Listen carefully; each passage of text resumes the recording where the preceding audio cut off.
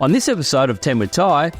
Like, you know how they say a man's not a plan? Isn't a man? Man is not a plan. Well, I've never had to say that, I'll be honest, but I like it. Bernadette Janson helps women build wealth through renovating. Having a loving relationship is no insurance policy. Yeah. You've got to be able to stand on your own 2 feet. And has a great strategy for getting young adults onto the property ladder. They got the loan, we put in the cash, they get the first 100,000. That's our goal. Is this your famous smashed avocado theory? It is. It's not just the money, it's building that entrepreneurial spirit. We don't have time to fight because we've always got a project on the go. But flipping property isn't her only money-making pursuit. So basically, we've spent $100,000 on a website about toilets. That wasn't your worst investment? No. It's all coming up on 10 with Ty.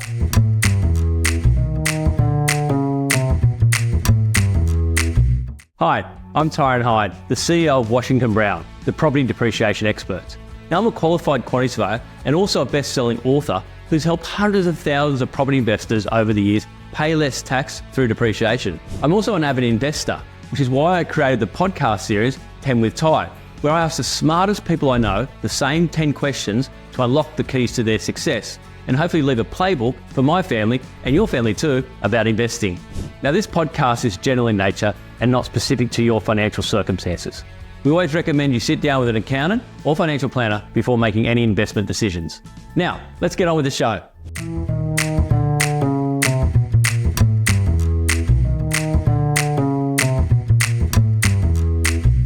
Hello and welcome to 10 with Ty.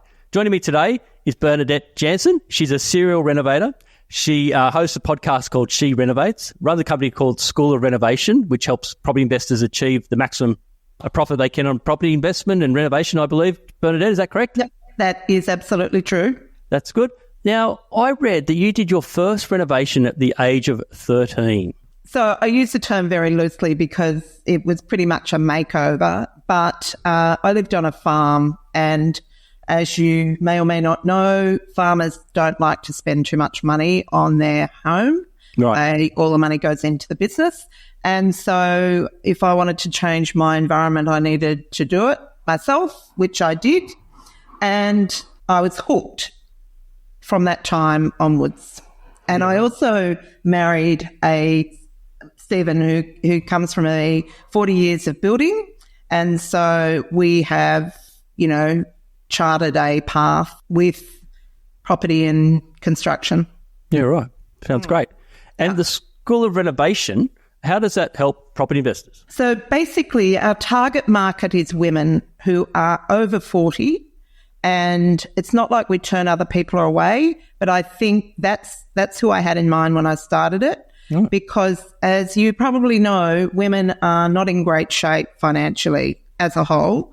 Many have come through life, have not really focused on their own financial well-being, have brought up families, often end up single again. And in fact, women over 50 are overrepresented in the homelessness statistics.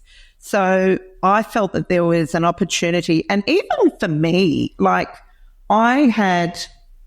was pretty much dependent on my husband for my retirement, and while we were all going along okay, that was fine. But if, anything happened to him, then that wasn't going to work. And so I had this desire to be independent. So how we help our people is to really arm them with the tools to make up ground quickly using renovating in terms of what they buy, and to improve its cash flow and also improve its value so that they can move on to and grow their portfolio. That's fantastic, and it's like renovation with a good cause. Yeah. Right, that's great. What made you think of starting that? To be honest with you, I was bored and lonely because I wasn't expecting that. Well, you work on your own on projects. You've got, you can't be lunching every day of the week because all your friends are working. And I really wanted to do something that was a bit more outward looking, sort of beavering away on a project on your own, for your own benefits, fine. But I wanted to do something that was a bit bigger than that and have a community. So selfish reasons. Fantastic. Yeah. All right. So 10 with Ty, just a bit of a brief recap of what this is about. As you know, my father lost all his money in a company called Estate Mortgage, and what I'm trying to do with this podcast is to ask the smartest people I know 10 questions, the same 10 questions for everyone, and hopefully I'll be able to leave a bit of a roadmap for my daughter or your kid for financial security. And hopefully my daughter will read it one day or listen to this podcast series, and she might learn from it, and hopefully won't end up in the same position that my father ended up with, which killed him in some ways. So are you ready to play 10 with Ty? I am absolutely ready to play, and thank you for including me in this project. Thank you. All right, I've got a little thing here, button I press here. This is how we start 10 with Ty. All right, wait, here we go. All right, so question number 1, Bernadette. What has been your best investment? Okay, so my best investment has really been the home that we currently live in. So as a renovator, you tend to buy and sell too much. Well, you tend to sell too much because the whole idea of flipping is very adrenaline driven. There's something really nice about having that chunk of money. But I was looking around for property. I was looking around for a project actually. And Stephen and I had this idea that we're going to downsize at some stage. So I thought we really should look at buying something in the suburb where we're planning to live so that we're sort of staying abreast with the market there. And I was going around looking at properties in Redfern, and I found this warehouse conversion that had been on the market for months and months because it was overpriced. And I thought, okay, well, I think this is quite good because it's ground floor is a separate property, so that could be on Airbnb or separately rented. And then, and it's big enough because we've got 4 kids, so I needed something biggish. And so we bought it as an investment property thinking that we may downsize to it, but not really sure.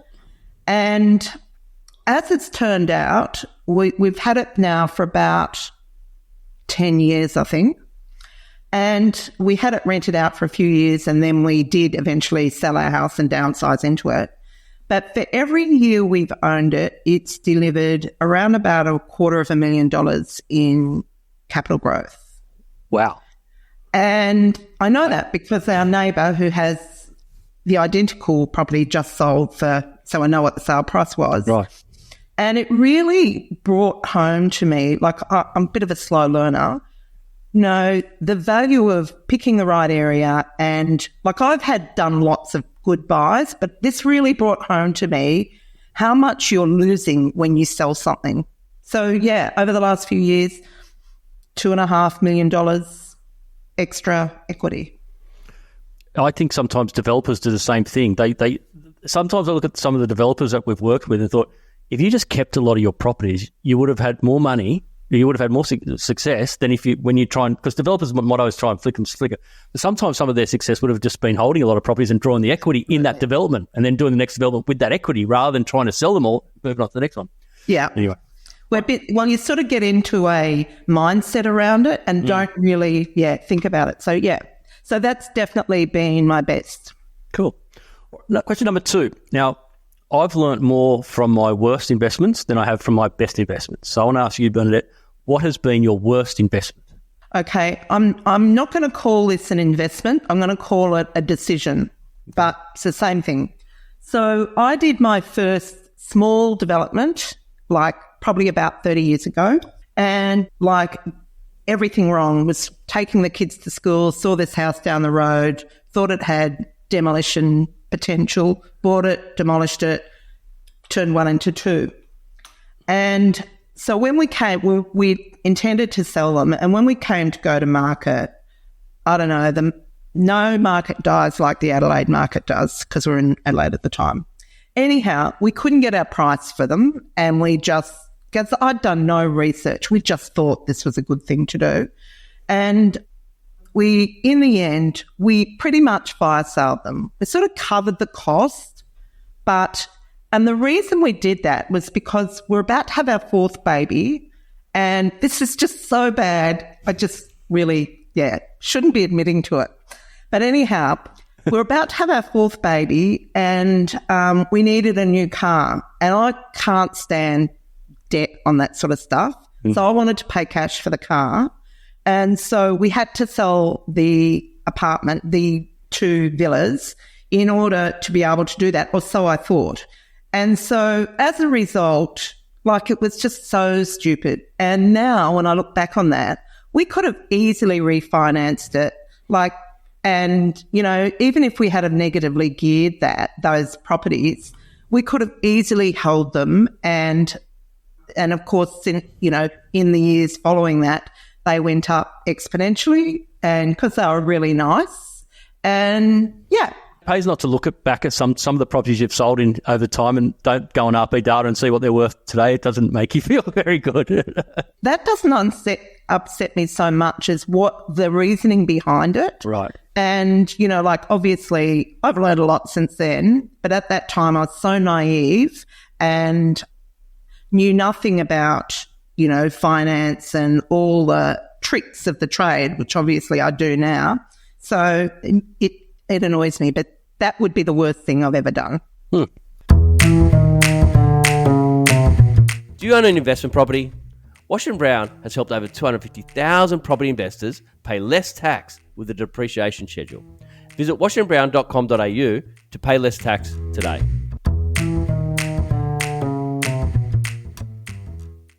Number 3, what has been the most valuable investment advice you've ever been given? Okay, so the best advice I got from my mum, who was a farmer, widowed at 45, and after my father died, proceeded to buy every one of her neighbours' properties during the drought. And she used to always say to me, they're not making any more land, so don't sell anything. But I didn't really take enough notice of that. Very good. Did you, so Susan, at 45, is that what kind of spurred a bit of the School of Renovation for 40-year-old women as well? Yeah? Yeah. Right, okay. Yeah. Yes. I think that's when I realised, like, you know how they say a man's not a plan? Well, I know I don't, but I like it. that's in female empowerment land. Right, okay. But I just really got that. I understood that having a loving relationship is no insurance policy. Yeah. You've got to be able to stand on your own 2 feet. That's great. I love it. I don't know. Yeah. Isn't it, man is not a plan? Well, I've never had to say that, I'll be honest, but I like it. Yeah. All right. If you've got a daughter, you probably, that would be a good one to wheel out. Okay, I like it. Number 4. Okay. What would be your best ideal portfolio mix of commercial property, Bitcoin, shares, etc.? To be honest with you, I don't like shares. I think in terms of investing in the stock market, I think, what are they called? Equity bonds are better, more stable, 9%, I think. They average over a length of time. In terms, I also don't know much about commercial property, and I'm not interested in it. So I think you've got to be interested in what you invest in, because otherwise you're too dependent on advisors. So I'm a great believer I love high growth areas like inner city, even large rural centres. But I also then love the whole coastal Airbnb, the country type property. So, and the other thing that I have been doing a lot of recently is investing in websites. Oh, really? Yeah. So you're going to die when I tell you this, but my marketing guy and I have been doing a lot of learning around it, and we decided that we would buy a bigger site to get a bit of an understanding of how they go, because mainly we're growing our own. But we bought this website for $100,000 on renovations, but as it's turned out, the ranking content is all on toilets. So basically, we've spent $100,000 on a website about toilets. That wasn't your worst investment. No. Okay. So how the only thing I would say about that is, I know they do say it is an investment asset class, but it's not the sort of investment you can set and forget. Because, so I'm just curious. Yeah. So what you buy a website, but how do you manage it? How do you make money out of the website? So this one was already making money. So we paid now you try and get a real estate investment to do this. You paid $100,000 and it was bringing in around about $2,900 a month. Well, no, it's 36 grand. Oh, yeah. Yeah, There you go. 36%. Yeah. Not bad. And What, you don't have to do anything. You don't have to.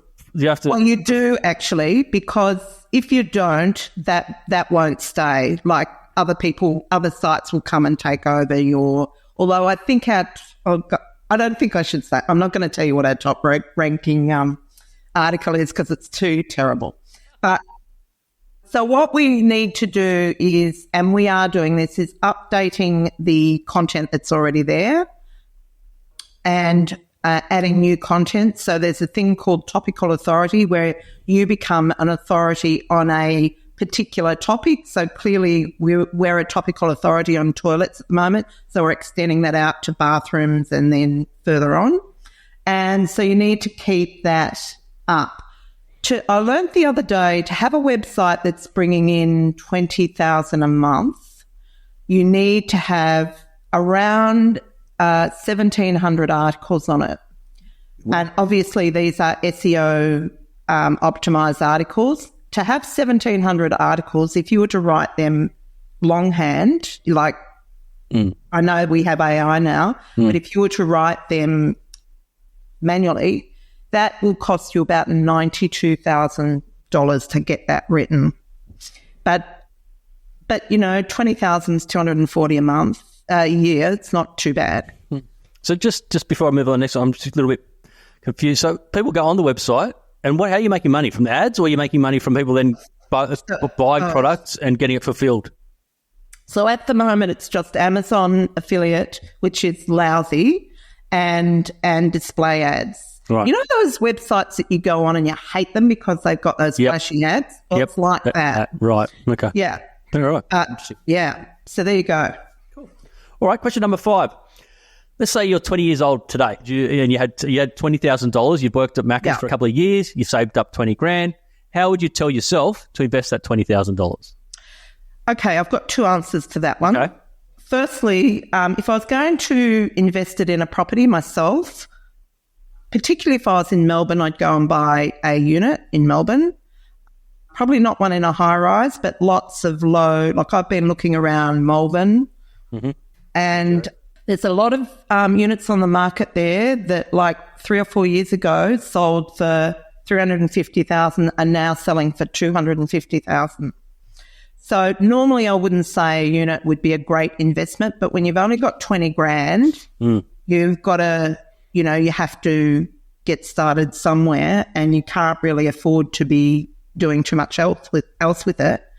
But the other suggestion I would make, and this is something we've been doing with our kids, is team up with my parents to do a project. And so what we've been doing is, so for the first 2, we did flips. So they got the loan, we put in the cash, and because we have a line of credit set up specifically for projects, we grab the cash, we do the project, we'd sell it. They get the first 100,000. That's our goal. And then if there's any more, we get the rest. So the last 2, we made 100,000 for the second one, 150 for the first one. So they get their 100,000 chunk, and then they take it off and do what they want with it. And I think that's a great strategy, because it's not just the money, it's building that entrepreneurial spirit. It's the family. Like, we don't have time to fight because we've always got a project on the go. Yep. So, yeah. And they're learning as well, right? They are, yeah. Is this your famous smashed avocado theory? It is. It is. It is, yeah. I was reading about that and I love it. No, I think that's great advice. Thank you. Well, on number 3, and I'll talk about that one in a minute because that comes into my next one of my other answers. Yeah. All right, number 6 of 10 with Ty. Let's flip it on its head now. You're 50 years old, and as you know, a lot of people are going to be inheriting some property because our parents have been able to buy property when it was more affordable. So you're 50 years old, you've inherited $500K from your parents. How would you tell yourself to invest that $500K? Okay, so I would probably invest that in a micro development. Because I'm a renovator, I love to use renovating to get more bang out of our buck. So what I would do is buy a house on a block that was big enough to subdivide, hopefully 1 into 3. So we have the house on one and then 2, if it was a corner block, 2 on the back. I would renovate the house and sell it off after I'd subdivided it, and so I could cash flow the project.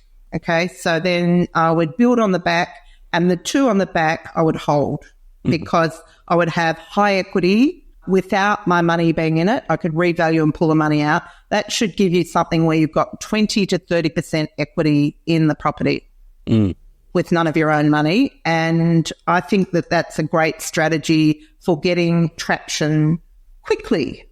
Because if you go and buy someone else's development, you're paying retail price, so you're paying over the odds. Whereas if you can do it your own and you can use the reno to increase your equity in it, does that make sense? Yeah, absolutely. Have you done one of these yourself? I'm doing one at the moment. I have done them before, but I'm doing one at the moment with our third daughter. So we're doing this. This is an Avo Smash strategy as well. But this time we're putting a duplex on the back and we'll each have an investment property out of it. Yeah. Very good. Very good. I love it. And any particular areas out of curiosity that? Yeah, well, that one we're doing in Echuca because we needed to work to a budget. So we bought a block for $542,000. It didn't get flooded, so during the floods. And, so we just started the reno. We'll finish that in July and then we'll be moving on to the next stage of it. Yeah. Fantastic. Cool. Yeah. All right, number 7. Let's say you found the DeLorean. You can travel back in time and see your 20-year-old self, Bernadette. What would you tell 20-year-old Bernadette about investing for the next 80 years? I would tell myself to listen to my mother and not sell so much. Okay? I love it. That's right, everyone. Listen to your mother. Unfortunately, my mother passed away, but I can't. She still rings in my head sometimes, though, you know. Yeah, I bet she does. Yeah. Anyway. Yeah. Oh, I like that. Yeah, listen to your mother. All right, number 8. What legacy, Bernadette, do you want to leave your family and your community? I guess the main legacy I want to leave them is to leave them empowered to use property to get them the life they want. I don't particularly want to give my kids everything, you know. I want them to learn to be independent, but to be smart about, and I think that's happening. Yeah, to be smart about how they deal with property and money, and so that they live the life of their creation. And I think that would start what you're doing with the smashed avocado theory. I think you're instilling that with them at an early age to go along that path. Absolutely. It's definitely made, like, our number 3 they'd already bought their house very young, and they would sort of have their heads switched, you know, screwed on properly.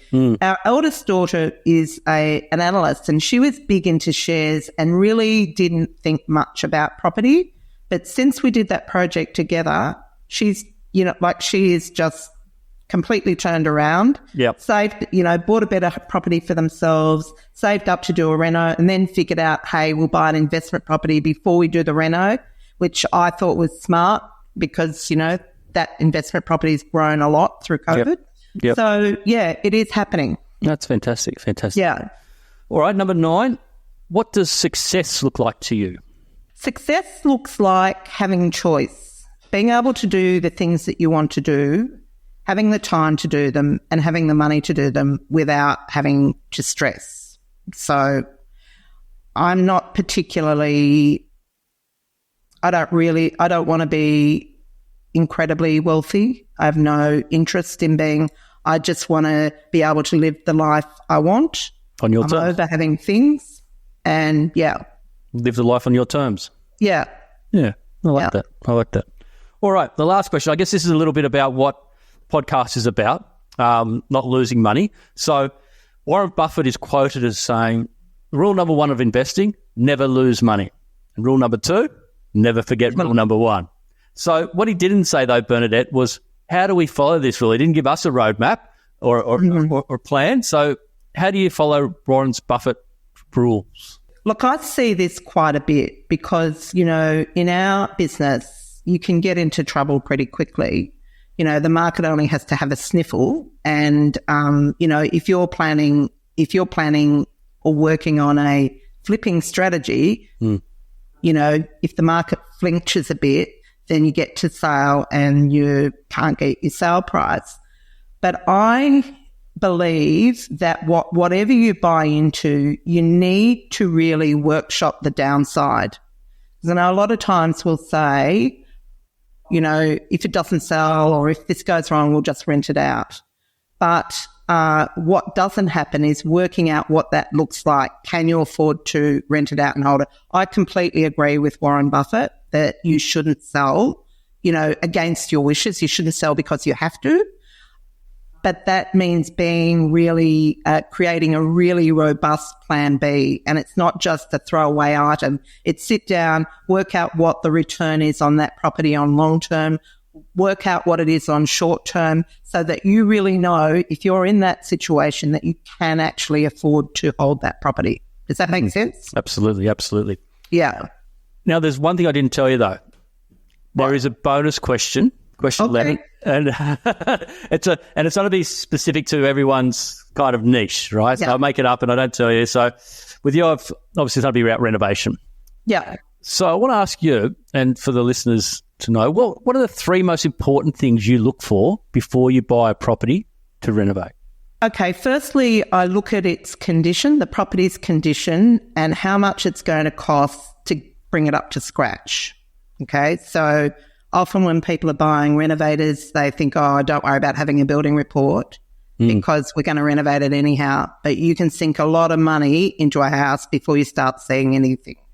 That's the first thing. The next thing I would look at is, can I deliver an outcome that is going to add significant value to the end user, both aesthetically and also in function? So can I make a small tweak on that that's going to really expand its use? Can I turn a 3-bed, like a 2-bedder into a 3-bedder? Can I create a big open plan area without having to go to full structural renovation, because then you're bringing in a lot of risk and cost? And the third thing I would probably look at is this probably should be the first one, but the location of the property, and is it somewhere where my target market is going to want to live, and can I turn it into their dream home? So they're my 3 things. I love it. Does that answer your question? Absolutely it does. Absolutely it does. I guess, yes, with the renovation, you've got to make sure if you're spending that much money that the market does warrant that property. You still get the market for that property when you spend that money. Well, that's it. Thank you so much for joining me. My big takeaway there, just remember to listen to your mother, as Bernadette says. I've really enjoyed having you on and your insightful answers. Well, where can people contact you? I didn't forget. Okay, the School of Renovating, www.schoolofrenovating.com. Yep. And if you've got any questions, I'm always happy to answer them. And and just to briefly recap, their courses on there, or they can engage you personally, or all of the above. Okay, fantastic. Oh, well, again, thank you so much for joining me. All right. Ted Ty. Have a great day. Thank you. See you later. If you own an investment property, then Washington Brown can help you pay less tax with an ATO-compliant depreciation schedule. Visit washingtonbrown.com.au to pay less tax today.